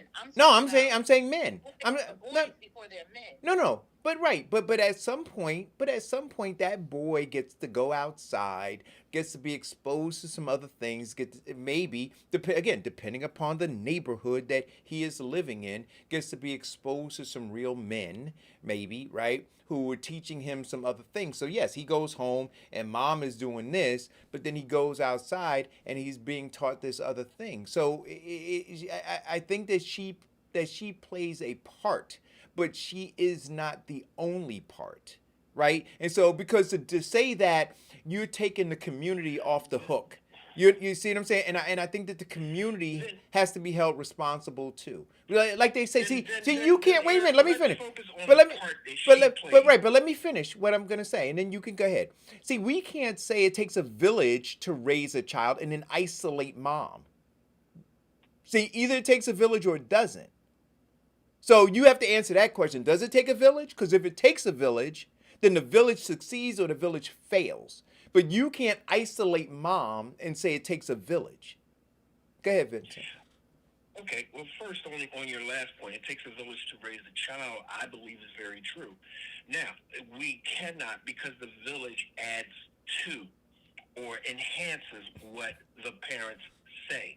And the village serves as additional eyes to making sure that that child lives up to the standard. And I grew up in a neighborhood where, yes, the village did raise the child. And the worst thing that could ever happen to me is that I do something and my neighbors catch me, because they would discipline me, then bring me to my mother, who would discipline me on the spot, because now I have not represented the family well. And then I hear the words that I never want to hear again in my life. And you just wait till your father get home. So yes, but to go with Diane's point, we have to look at it. We have to look at it as she said. Do women ruin these boys? And on a lot of cases, I have to say yes, because they do not, one, okay, this is not sexist, and this is scientific. All right, yeah, study. come on, Vincent. Just go with The it. effects of a man in a household has a great deal to do with child discipline, rearing, and development for both, not just boys, but girls too. But when a woman eliminates or doesn't have that level of someone to rely on, you find that these boys become well entitled and overly entitled, because they're being coddled and very much No, lazy, but see, because stop for there a are low second. expectations. But stop for a second. See, but you can't have one without the other. So now you say when there's the absence of the man, right? So what I'm saying is this: that it doesn't have to. So you have a man in the house, but you also have men in their lives, right? And you're part of the That's 100 the black. village. That's the village, right? So you have the 100 black men of Philadelphia that we did the show with a couple weeks ago. So when the village is absent, so I understand the deficiency that you're talking about, right? So the village now has to fill the gap. And when the village doesn't fill the gap, yes, I'm saying the mother plays a role, but the absence of the village plays a role too. So I'm not going to put the totality on the mother. Yes, she has some Here's responsibility. the part in which I say that the mother has a huge fault. One, she has to come to realization and admit that there is something missing in this child's life, and then find a way to fulfill that. No, I'm not denying that at all, right? But to say all I'm trying to get to is this, that we have to look at all of the ingredients that lead to the failure of that man child, right? All of them. And you can't just lay it at the feet of the mom or the woman in the Well, Eric, I agree. Right, There that's are a it. lot of ingredients. Right. But what I'm trying to say is this. Let's go into Diane's initial question. I mean, you're a wonderful guy, and I love the fact that you can think outside of the box. But keeping it to the specific question, does the woman, and does she have a level of culpability? Let's identify that culpability and find a solution to help her. Right. That's all I'm Rather saying. than- So when you say, right, I just wanted to, I'm not, so when you see, because again, if you say yes without identifying and respecting the nuances. So if the simple, because you gave a very simple one word answer when she said, does a mother ruin the man? You said yes. And I'm saying if we don't explore that and we leave it there, then you take everybody else off the hook. And I'm not going to allow that to happen. No, I'm not doing that. But I'm you, not but taking you, but you, everybody off the hook. but right, I'm but saying yes. I'm acknowledging that she has a level of culpability. no, you didn't. But you Ruining didn't. this young man. No, but you didn't. And- No, wait a but you minute, didn't. and No, I no. can elaborate on my thesis. Right, but what I was fearful of in your answer, yes, you didn't say yes, but you said yes, and I'm saying to you, and so now my job is to push it beyond that, right? Because my fear is if I didn't push it, the answer would just be yes, without going beyond it and talking about the culpability of the village. That's all. That's all. So, See, and here's the thing about the culpability of the village, and one of the points in supporting the yes, and I'll say it again. One thing that a mother has to do is realize that there are gaps missing in their child's life. No, she doesn't. She doesn't have to realize that.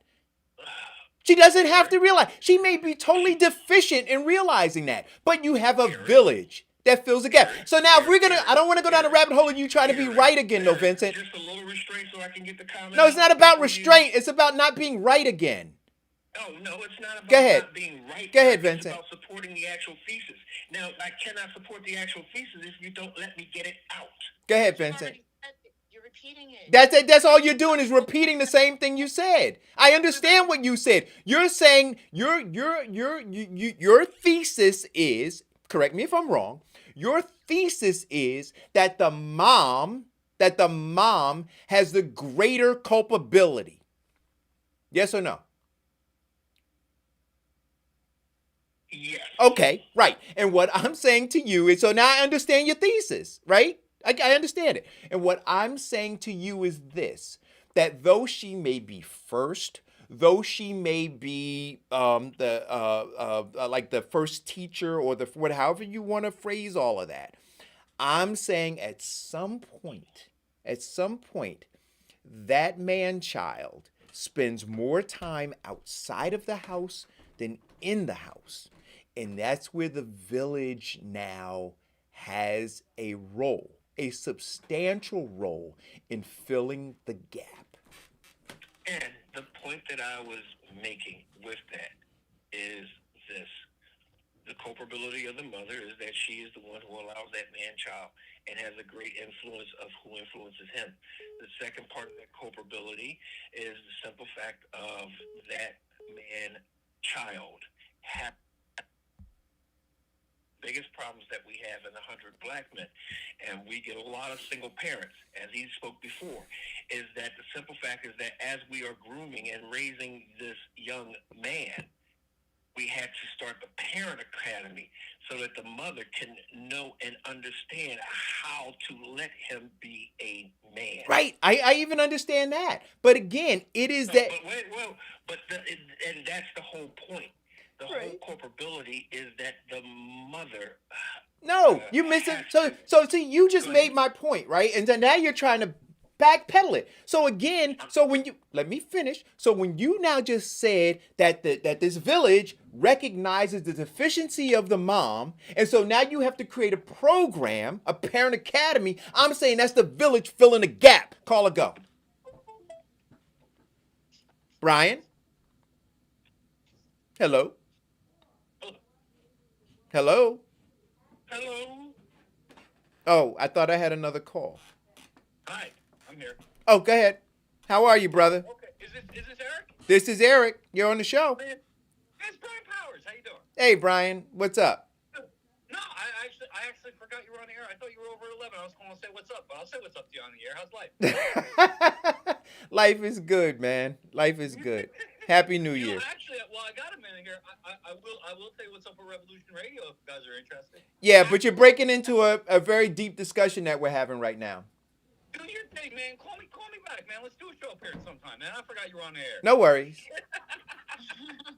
Hey, I love the spot. I'm up in Maine, dude. I ain't paying attention. I'm sorry. No worries, brother. Enjoy your vacation. Stay safe. Continue to wear your mask, social distance. Absolutely. Happy New Year to everybody. Stay safe there in Jersey, all right? Thank you, brother. I love that guy.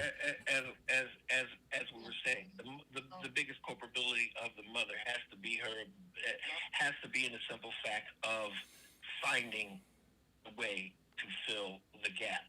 And so then 2021, I'm going to start keeping a check on every time that Vincent repeats the same thing so he can get his point across. I think there's something when they say that once you already have made up your mind, you can't convince people, and at some point you have to let it go. I'm not sure if it's the third time that you repeated, the fourth or the fifth, but we're going to work on it for 2021. Yeah. So anyway, Eric, so going on to what's happening in the news, you were talking about earlier I don't know if you want to jump. Oh, you know what I want to talk about? Because I want to talk about when you got pulled over, right, or didn't get pulled over. yeah. So there's a lot that I want to talk about. I want to try to kind of keep me on track here, guys. I want to talk about that. I also want to talk about the anti-vaxxers who are using. And this nurse is allowing herself to be used. Why, I don't know. The one who, as a result of getting the vaccination, she now has Bell's palsy, right? I want to spend some time talking about that because I have Bell's palsy, right? And so make sure that I can talk about that. And, I'm gonna keep you on task. okay, so with the stop up in Mawa, right?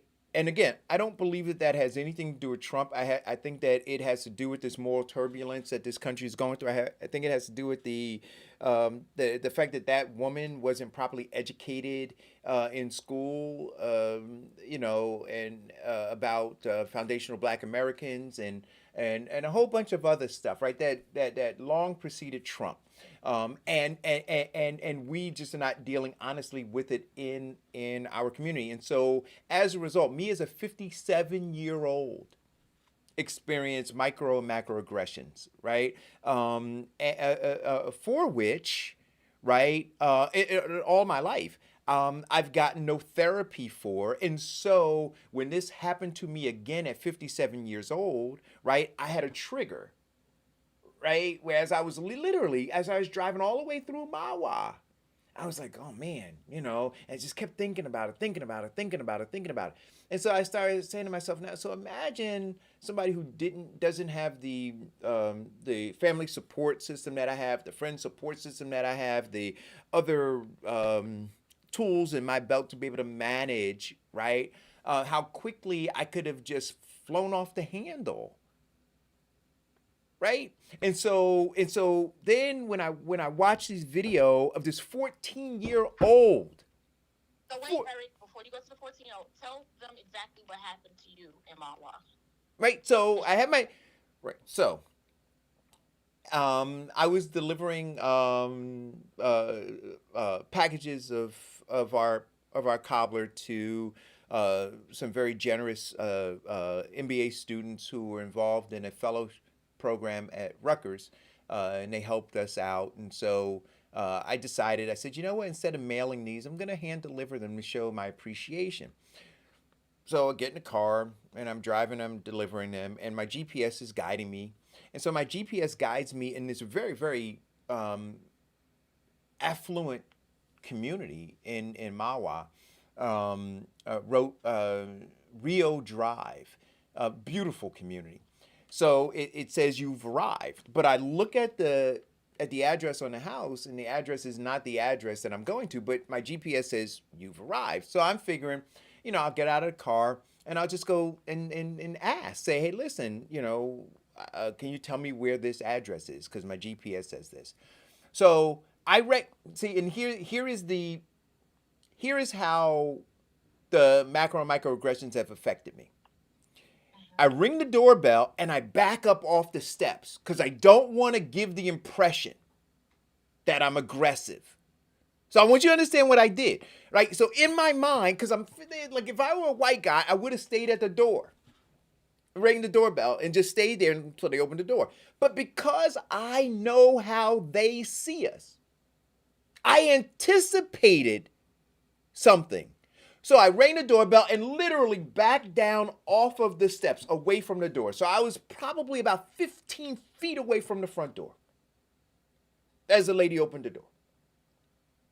And then I postured myself in a position that was non-threatening. So all of this was happening.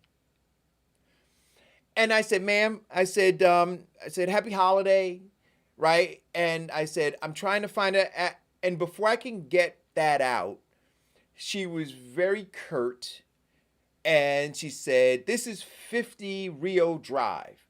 And I said, ma'am, I understand. I saw another thing. I said, but I'm trying to find, well, if you're not looking for 50 Rio Drive, then you're looking for, I said, but I'm trying to deliver a holiday package to somebody. And literally, Diane, the whole thing was just ugly. it was, and and so I realized at that point not to even continue a conversation, that I would just forego delivering this package because I couldn't figure out where it was. And literally at that moment, I just said, you know what? I don't even want to hang in this community any longer because of an experience I had where I made a wrong turn down the street, made a K turn when I was like 19. It's almost 30 years ago. Almost 40 years ago. No, yeah, almost 40 years ago, where I made a K turn and I had the experience of being pulled over by the police because I was in the wrong neighborhood. It's almost 40 years ago. I had that experience and I had a flashback. Then that had nothing to do with trauma. I'm telling you. So we got to understand. We have to understand that actively we're being conditioned, right? To feel less than, and they are being conditioned to feel superior to, and to be afraid of, fearful of us. That's crazy. Like 40-year experience that I had a flashback at 57 years old. So then there was this young kid that was at a hotel with his dad. That's right. And he's being conditioned right now. And that woman is conditioning him because she's been conditioned. Right? So she's conditioning him to be fearful that he may at any time be called a criminal. At any time. Tell me what happened with this incident. He and his dad, who is an Emmy award winning, or whatever, not an Emmy, an award winning musician, right? Were in a hotel in New York, and they were coming down. According to the dad, they literally had just gotten off the elevator, right? Because he says to one of the hotel owners or hotel workers, "Didn't you just see us get off the elevator?" Hold on, I'm trying to take this call. Hello, caller? Yes. Yeah, please hold. I think we hung up on everybody else, so they'll all call back in. Guys, call back in. So he got off he and his son got off the elevator and were met with accusations of having stolen an iPhone. And so the dad says, I didn't steal an iPhone. Vincent, call. Eric, stop. You froze, and we can't hear you. So I'm just give me a second to see. And Vincent will have to call you back. Yeah, Vincent, call back in. No, I'm still here. Oh, okay. So they were met off the elevator by accusations of his 14-year-old son having stolen an iPhone from this white woman.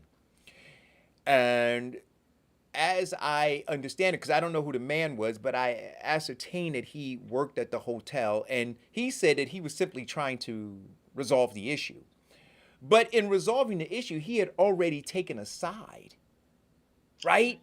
And so now you had him, and he had taken a side. So now you got this white woman who's making an accusation, right?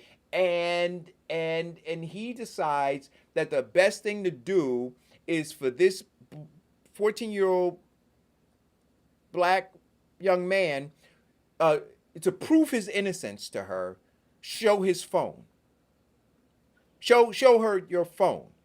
And the dad says, "You got to be kidding me. You got to be kidding me." So your first response is, and he said, "You're not helping." Right? He said, "This is insulting." So your first instinct is that I have to prove you don't look and say you're innocent. Until proven guilty. Right? You say you're guilty. Now prove you're not. You're innocent. Now prove you're not. So the dad says no, and they go on their way, and they're free to do so. Because he's just free to move in this world. But her white privilege said, "No, you're not. I'm going to hold you back because I think you stole my phone." And so she now assaults him. And nobody in the hotel comes to this 14-year-old black young man's aid. I want you to understand that. See, it's important because I'm telling you, right? Because we are trained to think that these things are not terribly important. But I'm telling you, at 57, I had a flashback of what I went through when I was 19. And so now you had this and so this attorney now who has taken this case, saying that this woman should be brought up on charges. And she should be for assaulting him. She should be, and she should be brought up on civil charges and sued for assaulting him. But we have to take these. We as black people have to take these affronts seriously and understand the deep damage it does to black people, right? And not just him, but every black person who looked at that video and go, "Yeah, I went through that. Yeah, I know exactly." Going on to the next incident, you said there was another incident with a black man that was in his own garage at his house, approached by a cop. What happened in that situation? So he's approached by a cop, right? And so, and then, like literally, as and I saw the video, right? I'm just going by what I saw in the video. But as he's walking out of his garage, and the only reason we know what's on the video is the cop didn't have his camera on the entire time, right? Didn't have the audio, so you couldn't hear stuff. You saw some stuff, and then he turned the audio on later after the shooting. But also to mention, Eric, with that, none of the cops that were with him had their cameras on. Right. Go ahead. So he approaches this garage. The garage door is open. Now, I just want you to imagine you're in your garage, in your own home, and you see a police officer walking up your driveway. You have every reason to approach that police officer to ask him, "Can I help you? What are you doing?"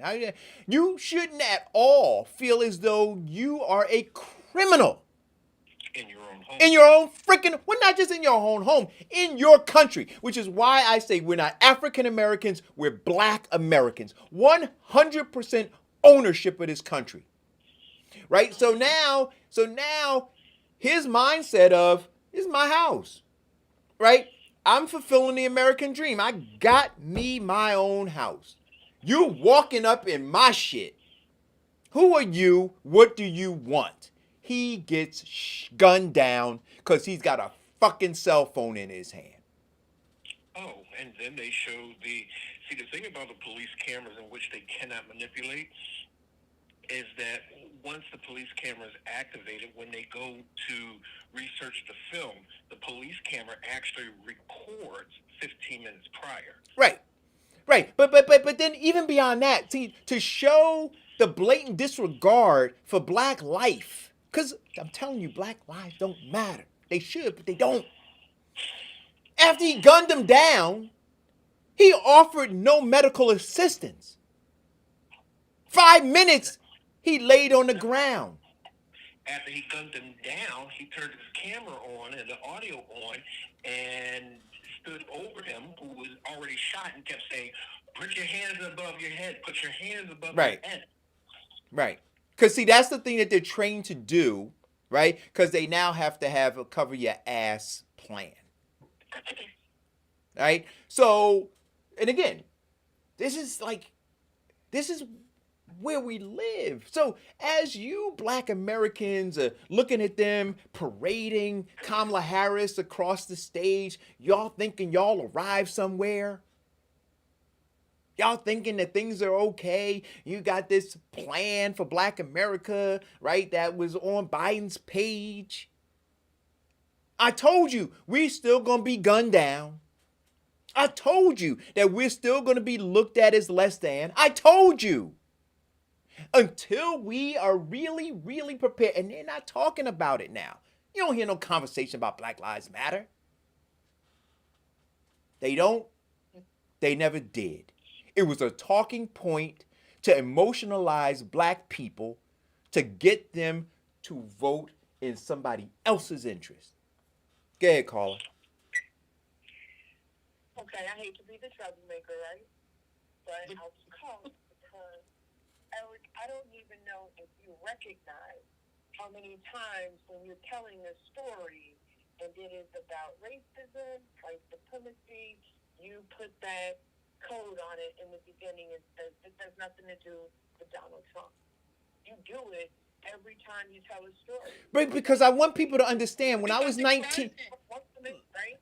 Mm-hmm. But by the end of your soliloquy, always, we'll throw in Kamala, we'll throw in Joe Biden, but you make it that this conversation has nothing to do with Donald Trump. but listen to what I'm saying to you. Wait, Jody.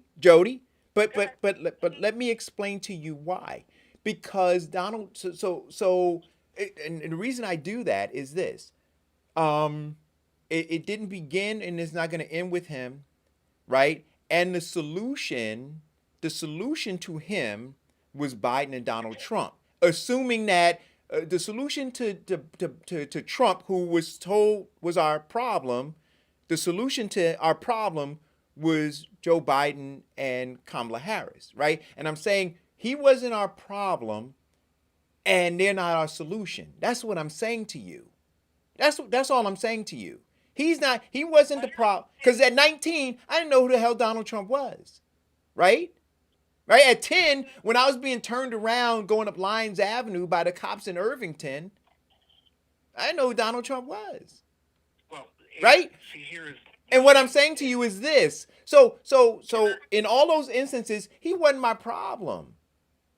Right? That woman in Mawa was conditioned long before Donald Trump. And all I'm saying to you is that the people who they're parading in front of us to be our solution, to be our savior, because right now, the savior for black people is Joe Biden.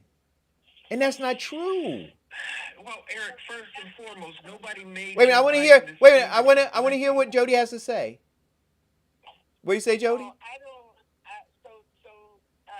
That's just, I think that's your circumstance of what you're seeing or what you're hearing in that space, right? So Joe Biden is I would hope, I know for me. So Joe Biden for me was never the answer to that behavior or to a Donald Trump, right? I just wanted to get rid of Donald Trump. But I think it's unfair. I think it's not accurate to not make him a part of the conversation because, yes, when you were 19, right? When you were 19 years old, there was no Donald Trump. There was no face to white supremacy. That's how I see that. That there was no real life face. It was just a behavior, a philosophy that we knew about that was going, but there was no face to it, right? But you're 50, 70 now. Mm-hmm. There should be a change. There should be a shift, even if it's and that's what we all want, right? Or we're all pushing for. But to not recognize, right, that he is the face of it. No, he's not the face of it. He's a manifestation. The face of white supremacy was David Duke. Yes. Yeah, he's just a man.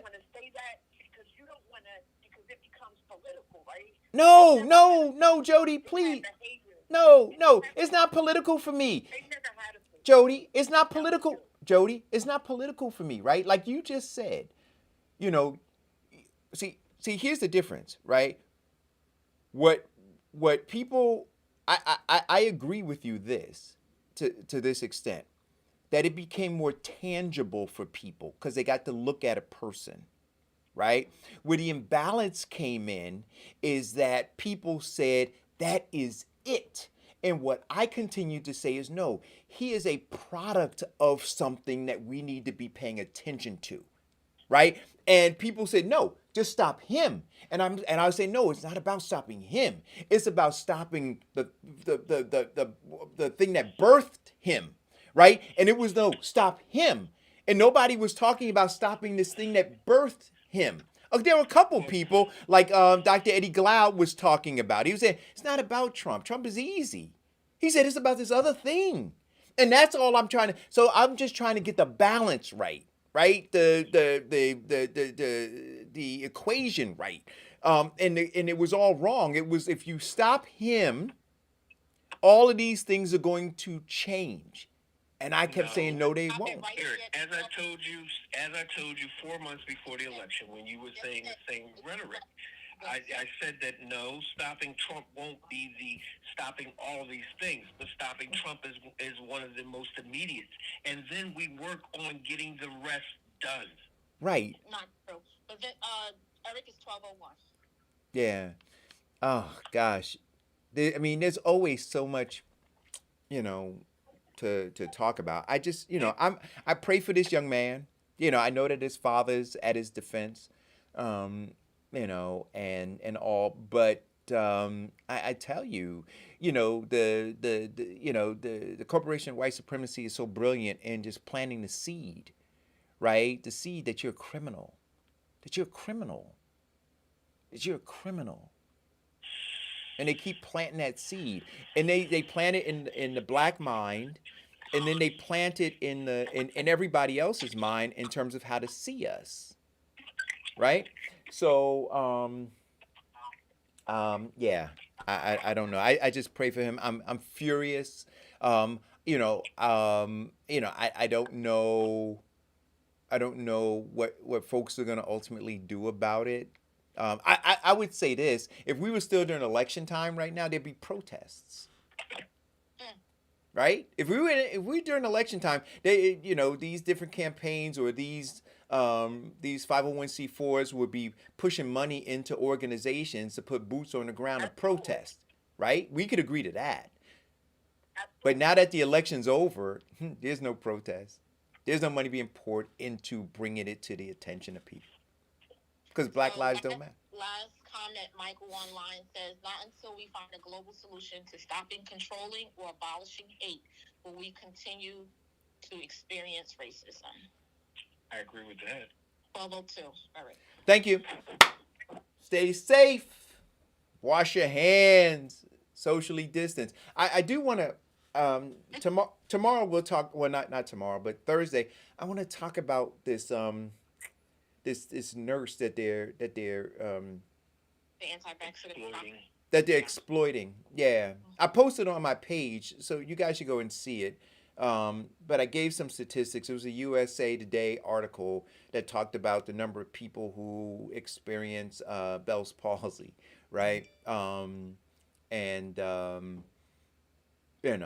that there's a great likelihood that because they haven't seen it or they've seen it so rarely, that it just may be a coincidence that she experienced Bell's palsy, at the time that she got the vaccination. So, but that doesn't meet their narrative, right? So again, they're fear mongering, and this young lady, is just being used as a tool. Because I'll tell you this: if she came out and said the opposite, right, and said, I got Bell's palsy, but the science suggests this, that, and the other, they would be calling her all kinds of names. But now they can use her, so they will.